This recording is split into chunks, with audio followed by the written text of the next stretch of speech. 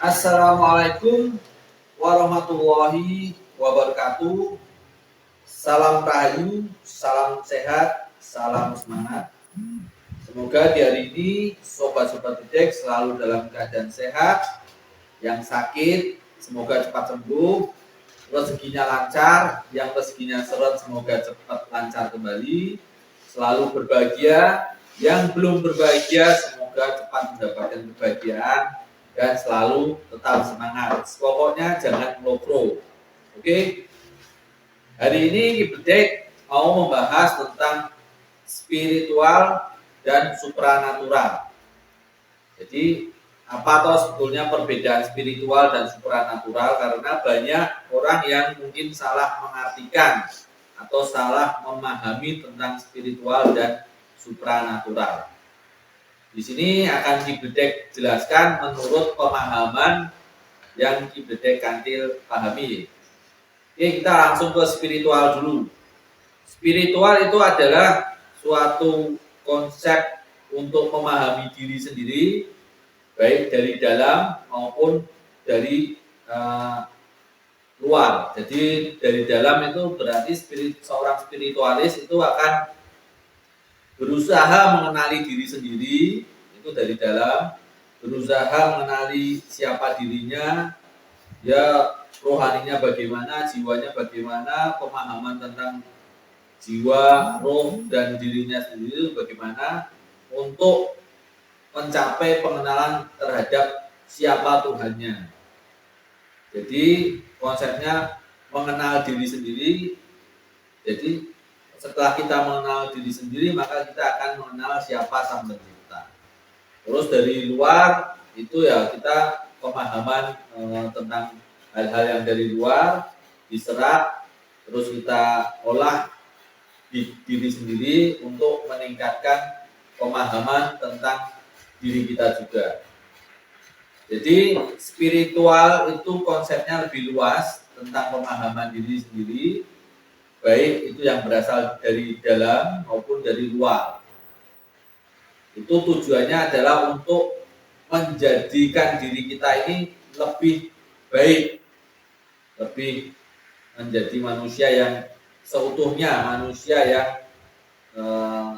sempurna. Yang benar-benar sempurna itu berarti manusia yang sudah bisa mengenal siapa dirinya.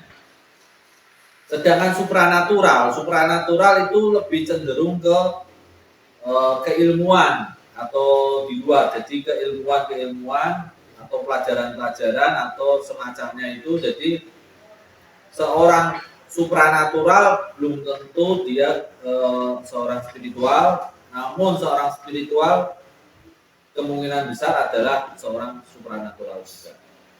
Jadi supranatural itu cenderung kepada keilmuan tentang kegaiban lah ya, itu pasti. Jadi supranatural itu keilmuan tentang hal-hal yang gaib. Kalau di sini salah satunya mungkin ilmu-ilmu kanuragan, ilmu kebal, ilmu bisa merawang dan semacamnya, itu adalah bisa dibilang supranatural. Jadi hal-hal yang di luar nalar itu bisa dimasukkan ke dalam hal tentang supranatural.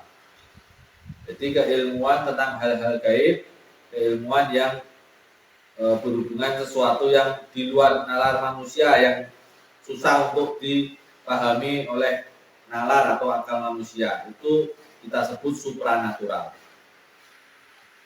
Jadi seorang supranatural itu belum tentu dia mempelajari tentang spiritual. Jadi supranatural itu bisa ke arah baik, juga bisa ke arah jelek atau tidak baik.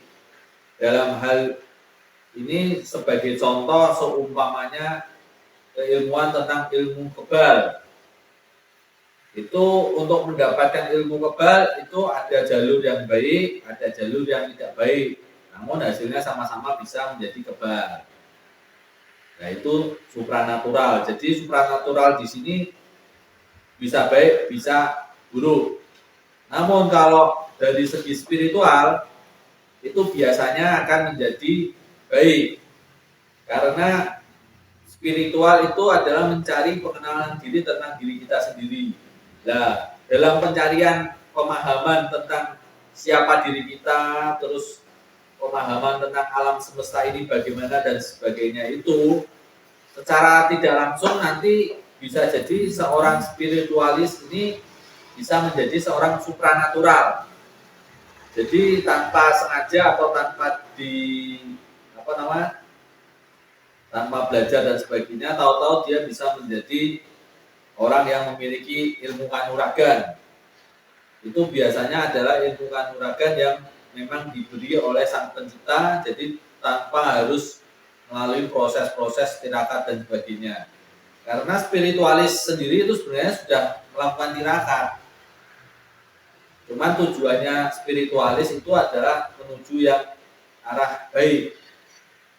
Jadi kalau spiritualis menjadi seorang supranatural itu cenderung ke arah yang positif, ke arah yang baik.